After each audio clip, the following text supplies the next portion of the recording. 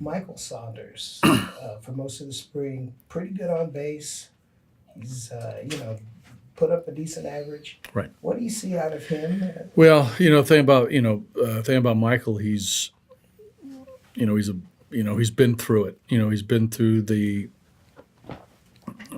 he's battle tested. He has service time, experience. He's comfortable in the box. He's shown some. He's shown some signs of some bat speed and other things, but we like the experience part. He's been through a lot the last couple of years. That's probably helped him in a lot of ways. But we're just trying to see what we have here, and he's trying to obviously get back to establishing himself. But he's been great to have around. How nice has it been to see what Pat Valaika has done so far this Yeah, spring? it's been good. It's been good to see Pat bounce back. He's had a good spring. He really has, and I think you could see the initial intent that he had coming into camp to. I don't know whether reestablish himself is the right word, but to show what he can do. I think last year was an off year for Pat. And again, we talked about the injury in spring training and getting off to a rough start and back and forth between Albuquerque and us. But we've seen enough of Pat as a minor league player. Jeff and his player development staff and what we've seen in the big leagues that Pat's a good ball player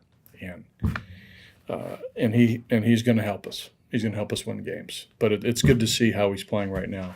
So and hopefully, and my suspicion is, that will translate into a good season for Pat. Has there been anything specific that you noticed as some kind of change? No, I think player. There's nothing drastic. I think that there's a little bit of an approach, maybe shortening the swing a little bit of a two-strike approach, and in good counts, just getting the bat to the ball, catching the ball out front. So.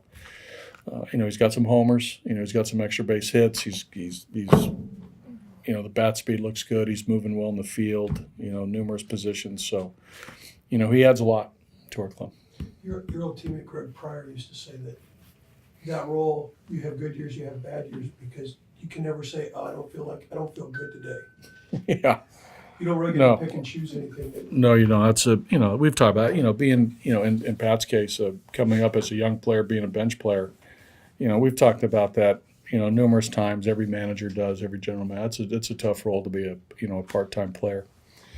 But, Pat handled it great as a rookie. He did a great job for us. Last year was rough, but, to your point, it's hard. It's hard. You need the right head, the right aptitude. You got to be able to handle the pinch hit against Kenley Jansen, in the ninth inning. We're sitting there for 3 hours and go face that guy. These are tough roles. But again, how you handle that, how you turn the page and come to the park the next day.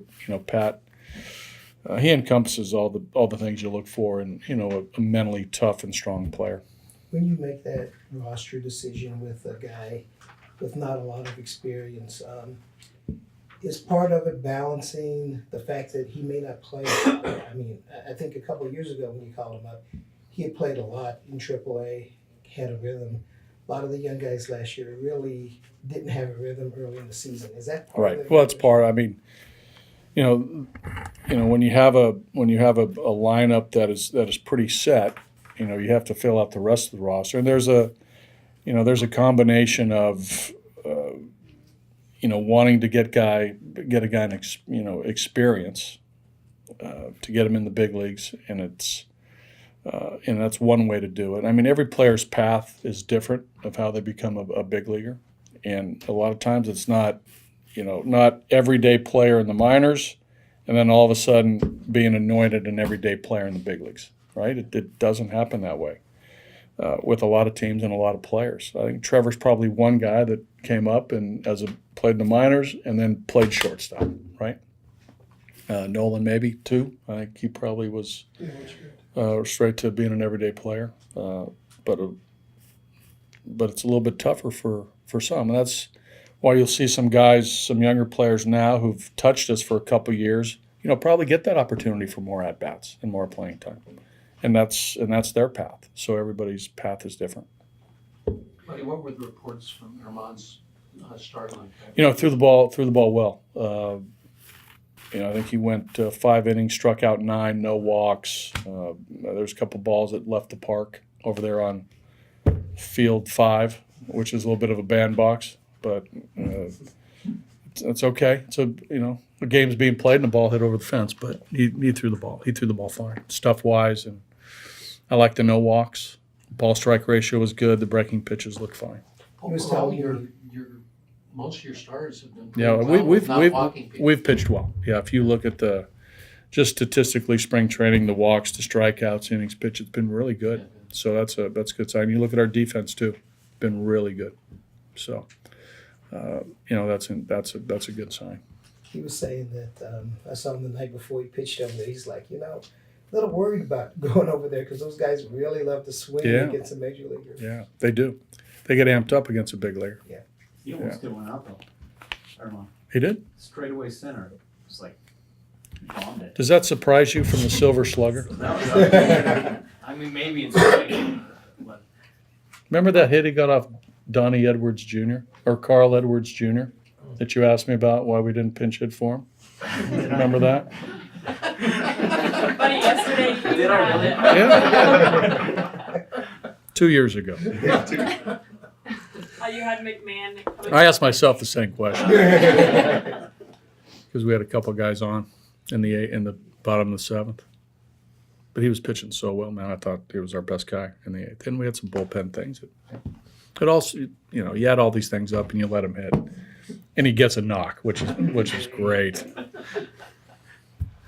Yesterday you had McMahon coming potentially. What did you like about his approach in that role? Well, we talked about that, and there's going to be games, for all these guys, right? That they don't start, but they're going to come off the bench. And even though it's a spring training game, I wanted him to get in that mindset. But he came off and he ripped a that first fastball he saw, which was awesome. And that's just a great confidence booster, even though it's a spring training game. But knowing that he did that and how he felt, now you just got to be able to take that same sort of approach in a game that counts.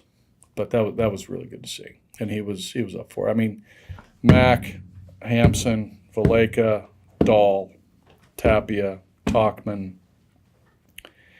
All these guys have been exposed to this the last couple of years, and they're getting better at it and adjusting to being a big leaguer and maybe not playing all the time. But that's like I said, these paths are different, and they gotta be ready for whatever we ask them, and they're maturing to the point where they understand this now, as opposed to why aren't I playing 162 games? Why aren't I getting 500 at bats?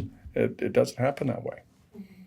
It's still a few days to the regular season, but It's 13. 13, almost 2 weeks.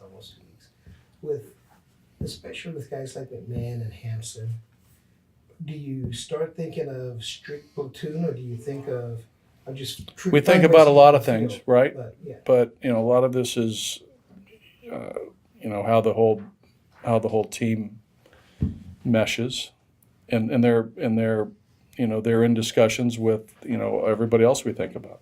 How it relates to Murphy, how it relates to Desmond, and how it relates to Dahl and Talkman and Tapia and Charlie and all of them, all our guys. For Peter Lambert, I think throughout most of his minor league career, he didn't get a ton of strikeouts. Always great results, but that's maybe why he Right. flew under the radar a little bit. Has he developed any more swing and miss? And does he need to? Can he continue to just... No, the most important thing is to get outs, right? I mean, everybody likes to strike out. Don't get me wrong, I like to strike out. But, if you record outs and you keep runs from scoring, that's the bottom line. And as he gets to higher levels, we'll see if he's, continues to do that. But, he's got enough weapons to get big leaguers out. Have you seen an adjustment in McMahon's swing? Yes. Add a little bit of speed? It's still, I don't know. I think the bat speed. I think the bat path is a little shorter, and I think he's quicker to the ball. That's something that he worked hard this offseason with Salazar and Tim Doherty. His swing is the same. It's the same swing. We're not changing his swing, but where his hands are, where he starts, where his hands are when he loads, and the path to the ball is a little bit different than where it's been the last couple of years.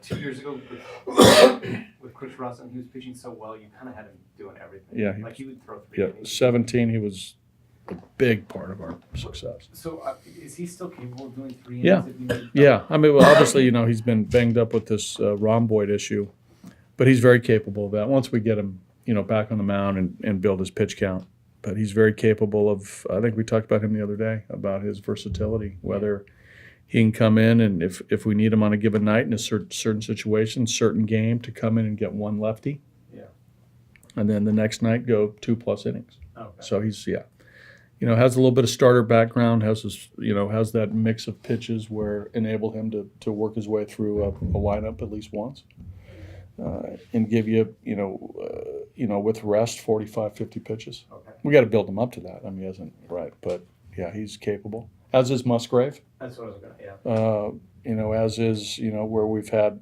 in other years. In the bullpen, maybe a starter who's become our long man. Yeah. Like 2 years ago, Marquez made the team, right? As a reliever, but here's a minor league starter, and he didn't pitch the first 10 games, right? Yeah. So we sent him to the minors, and he eventually came back. But you need length in the bullpen to guard against the line drive off the kneecap, or the pitcher takes one somewhere and he has to be removed. Then who pitches the next 3 or 4 or 5 innings? You look at Senzatella in that vein right now. Possibly. And how is he now? Is he getting back? No, he's a little bit. He had an infection. I don't want to go into too much detail because I don't know exactly. I don't want to mislead anybody on what he's got going on. But he's out of action for a while. Awesome. Thanks, Okay, guys.